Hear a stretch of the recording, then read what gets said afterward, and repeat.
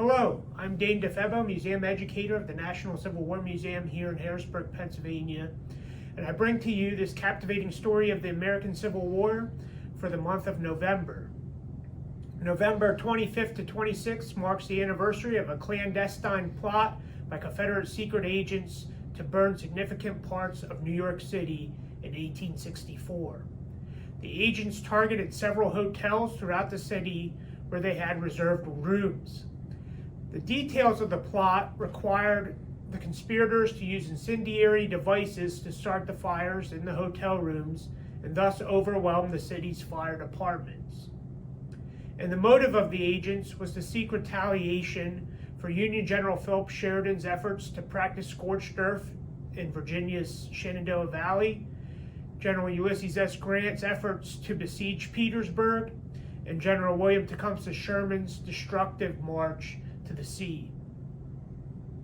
The plot involved 8 operatives and was set to occur on or after Evacuation Day, or November 25th, the 81st anniversary of the British withdrawal from New York City in 1783, and the end of the American Revolution.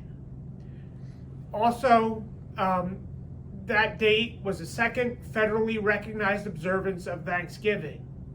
The mastermind of the plot was Jacob Thompson, who was leading a delegation of the Confederate Secret Service in Canada. Thompson had served as James Buchanan's Secretary of the Interior and had resigned the position at the outbreak of the Civil War to become Inspector General of the Confederate States Army. He was assigned to lead the delegation of operatives out of Montreal, Canada in May of 1864, and in June of that year, he had a plan in place to start a Northwestern Confederacy with the hopes of creating an alliance with anti-war Copperheads. The operatives chose to set fire in a total of 19 hotels, a theater, and the P.T. Barnum Museum. The fires were supposed to be lit simultaneously and begin around 8:45 p.m. on November 25th, 1864. Among the premier hotels that day that were targeted were the Fifth Ward Museum Hotel, Astor House, the Belmont Hotel, the Fifth Avenue Hotel, the Howard Hotel, the Lafarge House, Lovejoy's Hotel, the Metropolitan Hotel, the St. James Hotel, the St. Nicholas Hotel, and the Tammany Hotel, as well as the United States Hotel. Most of the fires either failed to start or were contained quickly, and all of the operatives managed to escape except one of them.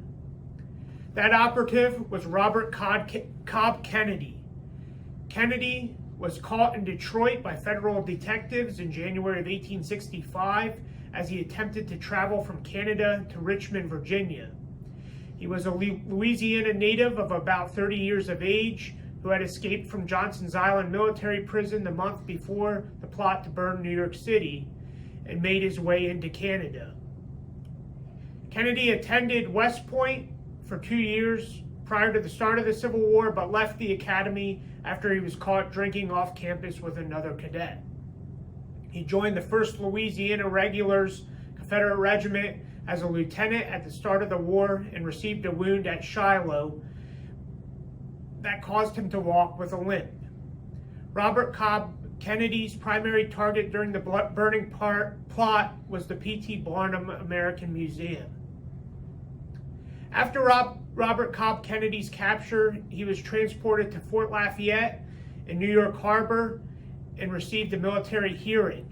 His counsel was a former West Point classmate and Union General Edwin Stoughton, who 2 years earlier had been captured asleep in his headquarters by Confederate partisan ranger John S. Mosby and had been exchanged from Libby Prison after a 2-month stay.